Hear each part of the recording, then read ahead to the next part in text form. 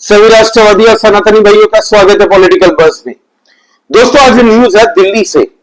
दोस्तों आतिशी मारलेना जो कि आम आदमी पार्टी की तरफ से टेम्पररी चीफ मिनिस्टर रही है दिल्ली की कुछ महीनों के लिए, मैडम को डिटेन कर लिया गया था आज कालकाजी भूमिहीन कैंप से। वो यह है दोस्तों कि वहां पे डेमोलिशन ड्राइव पूरी दिल्ली के अंदर में चल रहे हैं, अलग अलग इलाकों में, वो भी दिल्ली हाई कोर्ट के ऑर्डर्स के बाद में। तो Delhi government is bound to obey Delhi high courts order. लेकिन वहां पे आतिशी मारलेना आज पहले ही पहुंच गई, सुबह सुबह वहां पे नौटंकी करने लग गई कि गरीबों की हाई लगेगी भाजपा को, गरीबों के मकान तोड़े जा रहे हैं, गरीबों के घर तोड़े जा रहे हैं। आपको पहले तो बता दूं दोस्तों कि ये जितने भी घर हैं ये सब इलीगल है, सारे के सारे इलीगल घर है। और जितने भी लोग वहां पे हैं, जिनकी फैमिलियां हैं, उनको सरकार घर मुहैया ऑलरेडी करा रही है। लेकिन दिक्कत कहां आती है कि आम आदमी पार्टी के ये वोटर्स हैं, इनको सिस्टमेटिकली वहां पे बसाया गया है साल भर साल। ठीक है, इसीलिए आम आदमी पार्टी की तरफ से आतिशी मारलेना अब नौटंकी में उतर चुकी, क्योंकि कालकाजी से वो जीत के आई थी 2025 में विधानसभा चुनाव में। इसीलिए 3,500 वोट से जीती थी मैडम, लेकिन जीत तो जीत होती है। तो आज वहां पे ड्रामा करने वो पहुंच गई, तो पुलिस ने उनको जबरन डिटेन कर लिया गया, क्योंकि वो वहां पे तानाशाही कर रही थी, एक तरीके से भाजपा के खिलाफ बात कर रही थी, रेखा गुप्ता के खिलाफ बात कर रही थी। हालांकि ये ऑर्डर जो है दिल्ली हाई कोर्ट ने दिया है, ये कोई भाजपा अपने मन से नहीं तोड़ रही है सारे घर। लेकिन आतिशी मारलेना ने आरोप लगाया है कि डीडीए और भाजपा की ये मिली भगत है, वो बस मौके की चाव में थी, दिल्ली हाईकोर्ट के ऑर्डर के पीछे छुप के ये कार्यवाही की जा रही है। तो आप पहले उसकी ये वीडियो सुनिए, क्या बोल रही है आतिशी मारलेना। ये झुग्गियां तोड़ने वाली है और आज मुझे जेल में लेके जा रही है, क्योंकि मैं इन झुग्गी वालों की आवाज उठा रही हूँ। भारतीय जनता पार्टी, रेखा गुप्ता जी, झुग्गी वालों की हाय लगेगी, आपको हाय लगेगी, झुग्गी वालों को, गरीबों की हाय लगेगी, झुग्गी वालों की हाय लगेगी। भारतीय जनता पार्टी कभी वापस नहीं आएगी। सुना आपने दोस्तों। तो एक्चुअल में हुआ यह है कि 8, 9 और 10 3 दिन के अंदर में ये झुग्गी झोपड़ियां खाली करने की नोटिस पहले सर्व कर दी थी वहां की एडमिनिस्ट्रेशन ने इन लोगों को, जो लोग इलीगली वहां पे रह रहे हैं। कहा जा रहा है 1870 फैमिलियां हैं शायद वहां पे। ठीक है, तो इन लोगों को बोल दिया था कि आप लोग खाली कीजिए, नहीं तो सरकार सख्त से सख्त कार्यवाही करेगी, क्योंकि ये दिल्ली हाईकोर्ट के ऑर्डर्स हैं। ये लोग करते क्या है, इन लोगों को घर भी मिल जाता है ना, तो वो घर रेंट पे चढ़ा देते हैं और यहां पे चाव से रहते हैं ये लोग। अब दिल्ली के अंदर में आम आदमी पार्टी वाले क्या बहाना दे रहे हैं कि इनको जहां जहां घर मिला हुआ है वो 40 किलोमीटर दूर है, वहां से काम करने कैसे आएंगे। तो घर ना ले, ये लोग घर ना ले, रेंट पे रहे कहीं और जहां पे उनको काम मिलता है।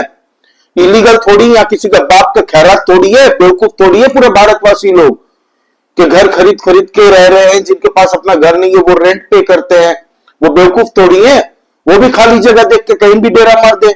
लेकिन आम आदमी पार्टी की फितरत रही है हमेशा से कि गलत ही हमेशा करना है, उनको गलत का ही साथ देना है।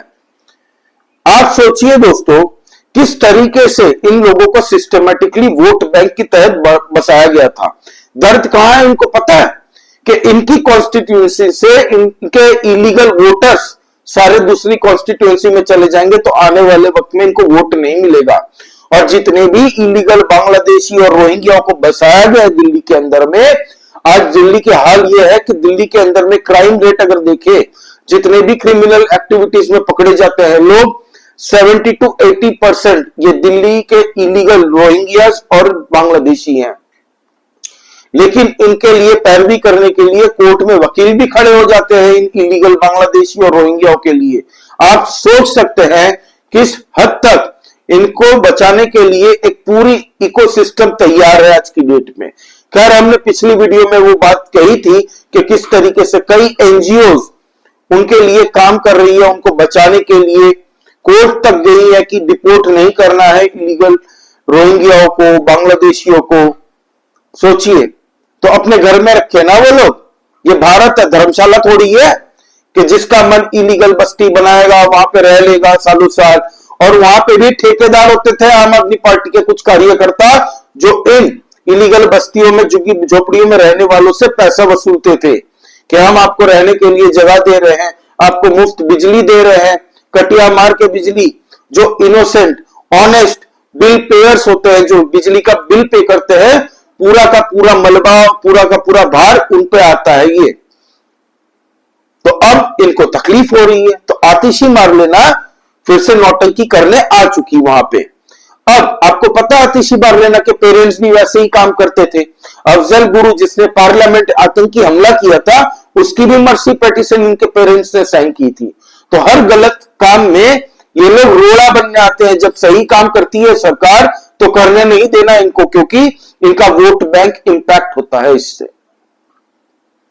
वहीं पे अगर दूसरी बात कर लें तो मनीष सिसोदिया, आपको पता है कि दिल्ली क्लासरूम घोटाला जो हुआ है उसके लिए एंटी करप्शन ब्यूरो ने भाई साहब को सम्मन किया था। तो 9 तारीख को वो सम्मन में गए नहीं। उन्होंने कहा कि मैं बहुत व्यस्त हूं, तो इस व्यस्तता के कारण मैं एंटी करप्शन ब्यूरो नहीं आ सकता आपके जवाब देने के लिए, क्योंकि पहले से मेरे सारे अपॉइंटमेंट्स बुक्ड है, बहुत ज्यादा प्रेशर है उनके ऊपर में। दिल्ली से चुनाव हारने के बाद में बेरोजगार बनकर पंजाब में चले गए, क्योंकि वहां पे भगवंत मान जी की सरकार है।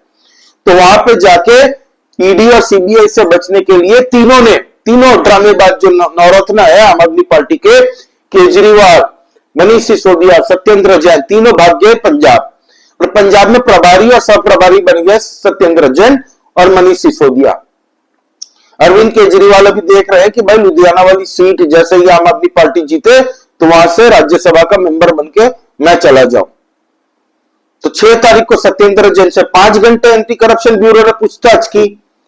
इसीलिए डर गया मनीष सिसोदिया। उनके वकीलों ने कह दिया होगा कि भाई सत्येंद्र जैन से ये पूछताछ हुई है, तुम गलती से भी मत जाना, सारे सबूत लेके एंटी करप्शन ब्यूरो बैठी है, तुम कुछ 19-20 बोल दोगे तो भी बस लंबे में जाओगे, इसीलिए मत जाओ। इसीलिए ये बहाना किया था।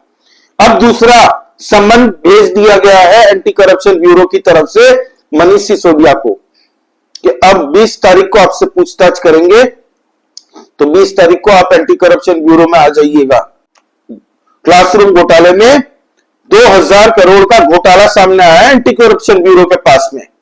सारा लेखा जोखा उनके पास में पड़ा हुआ है। सत्येंद्र जैन को बोला है कि ये डॉक्यूमेंट्स की लिस्ट है, अगली बार फिर आ जाना आपको जब हम बुलाएं इन डॉक्यूमेंट्स के साथ में।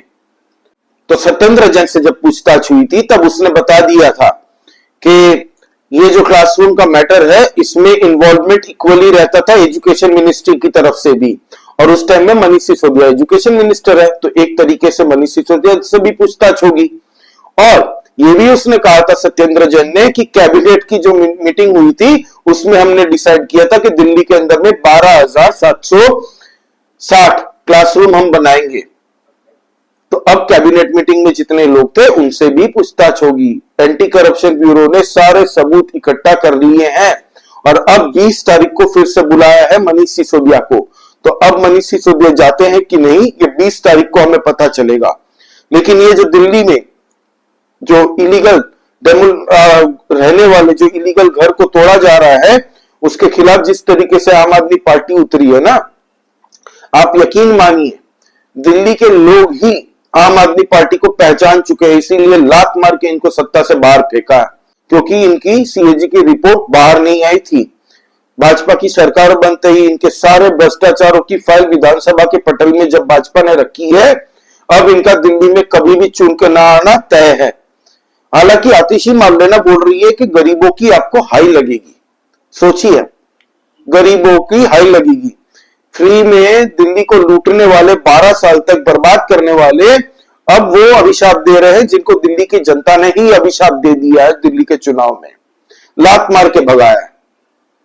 आपको याद है दिल्ली मेरठ जो एक्सप्रेसवे बनाया है, वहां पे भी बहुत सारे इलीगल बस्ती बसी हुई थी। तो उस वक्त में भी विरोध कर रहे थे बहुत जन कि हम अपना घर नहीं तोड़ने देंगे। पतपड़गंज में हुआ था ये।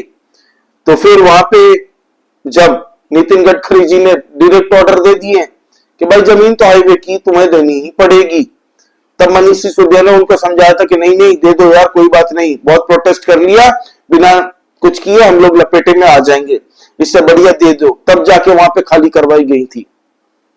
तो दिल्ली के हर एक पॉश एरिया के अंदर दोस्तों आपको मिल जाएंगी ऐसी झुग्गी झोपड़ियां। ये हाल ही के कुछ सालों के अंदर में इतनी बड़ी है कि आम आदमी पार्टी के वोटर्स ही दिखते हैं उनमें। आपको पता है दिल्ली चुनाव के पहले किस तरीके से वहां पे फर्जी वोटर कार्ड को लेके बड़ा अभियान चला था। तब आम आदमी पार्टी पूरी तरह से एक्सपोज हो चुकी थी। दिल्ली के अंदर आप यकीन मानिए आम आदमी पार्टी के ऊपर में अब गाज गिरने वाली है, क्योंकि हर एक डिपार्टमेंट में जिन जिन डिपार्टमेंट में इन्होंने घपला किया है ना, हर एक डिपार्टमेंट से इन पे जांच होगी और नहीं बचेंगे ये लोग। एक केस से बचेंगे तो दूसरे के अंदर रहेंगे। इनका ये हाल होने जा रहा है और इनको ये पता चल चुका है, इसीलिए सब तीनों नवरत्न भाग गए पंजाब। और क्योंकि कालका जी से आतिशी मार लेना जीत गई हैं, इसीलिए वो दिल्ली में बैठी हैं। तो ये था दोस्तों अपडेट, ये आपको अपडेट देना बहुत ही जरूरी था। कल हालांकि वहां पे तोड़ाई शुरू होने वाली है, डेमोलिशन ड्राइव कल से शुरू होने वाला है कालका जी भूमिहीन कैंप के अंदर में। तो देखने को लायक होगा कि आम आदमी पार्टी फिर से क्या कोई विरोध खड़ी करती है कि नहीं। वहां पे कहा जा रहा है कि 1870 फैमिलियां हैं और इनको सरकारी आवास भी नियुक्त कर दिया गया है एक तरीके से, लेकिन इन लोगों को तो रेंट पे चलाना है, वो घर रेंट भी खाना है और इलीगल जगह भी नहीं छोड़नी है। तो बाप का राज थोड़ी है इनका, इनके बाप को भी छोड़ना पड़ेगा। इलीगल जो जो रहेगा उनको तोड़ना पड़ेगा, फिर वो चाहे कोई भी धर्म कोई भी मजहब से हो। और जितने भी इलीगल बांग्लादेशी और रोहिंग्या है इनको गुद्दी से पकड़ के बांग्लादेश बॉर्डर के उस पार फेंका भी जाएगा। चाहे जितने भी एनजीओ आ जाए कोई नहीं रोक सकता, क्योंकि ये भारत है, धर्मशाला थोड़ी है। ये सब एनजीओ की ही तो पैदाइश है आम आदमी पार्टी के। मोस्ट ऑफ द नेता जितने भी आम आदमी पार्टी के हैं ये सब एनजीओ की ही पैदाइश है। इन लोगों को सिस्टमैटिकली अन्ना आंदोलन में घुसाया गया और वहां से एक पॉलिटिकल पार्टी का चेहरा पहनाया गया। बाकी इससे पहले इन सबका प्रोफेशन वही था, सब एनजीओ वाले ही थे। तो ये थी दोस्तों अब की आज की बड़ी अपडेट। आपका इस बारे में क्या कहना प्लीज आप कमेंट करके बताइए। लाइक कीजिए इस वीडियो को और प्लीज सब्सक्राइब करिए इस चैनल को। हम लोग इंटरनल पॉलिटिक्स डिस्कस करते रहते हैं। जय श्री राम सभी सनातनी और राष्ट्रवादी भाइयों को। जय हिंद, वंदे मातरम।